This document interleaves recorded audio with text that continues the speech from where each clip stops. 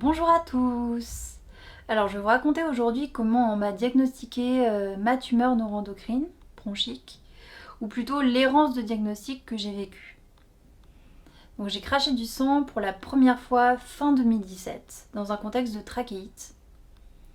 Je suis allée voir ma médecin traitant de l'époque qui, face à mes quintes de toux, au contexte inflammatoire de la trachéite, m'a dit qu'il n'y avait pas lieu de s'inquiéter.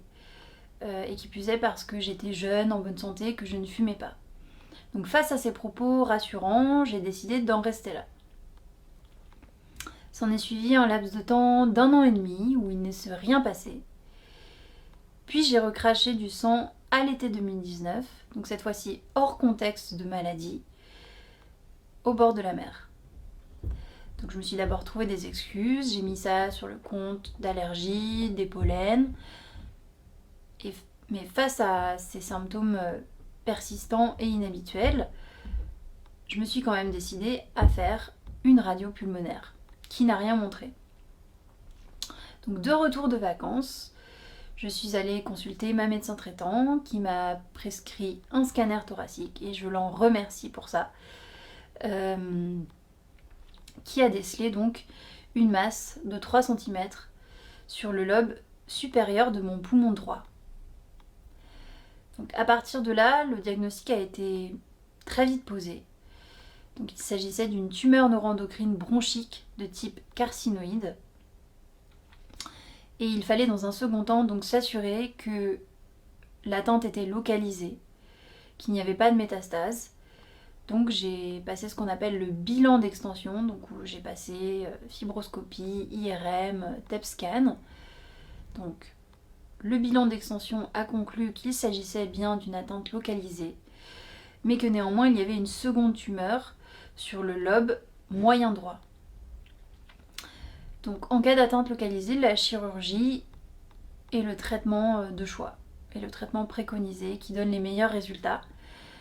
Il n'y avait pas besoin de traitement complémentaire, donc je partais pour une bilobectomie, donc on devait me retirer 2 lobes sur les 3 de mon poumon droit. Sauf qu'au réveil de l'opération, je n'avais plus qu'un poumon. Le chirurgien avait préféré retirer l'intégralité de mon poumon droit parce qu'il avait vu également des cellules cancéreuses sur le lobe inférieur droit.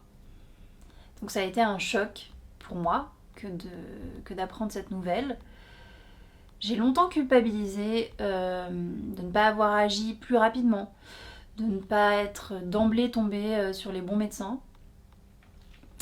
Aujourd'hui, je sais que c'est pas de ma faute, qu'il n'y a pas de raison que je m'en veuille pour ça.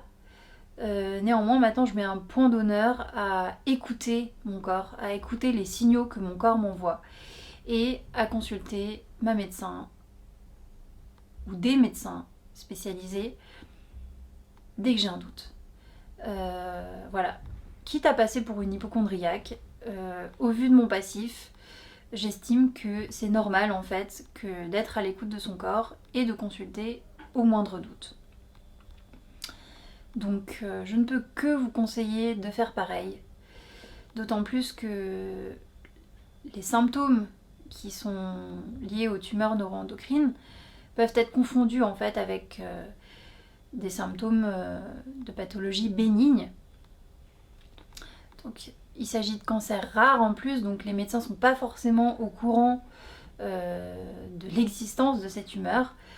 Mais je pense qu'il faut vraiment aller consulter les bons médecins, les spécialistes. Et je pense que vraiment ça peut sauver des vies. Donc allez consulter votre médecin si vous avez le moindre doute.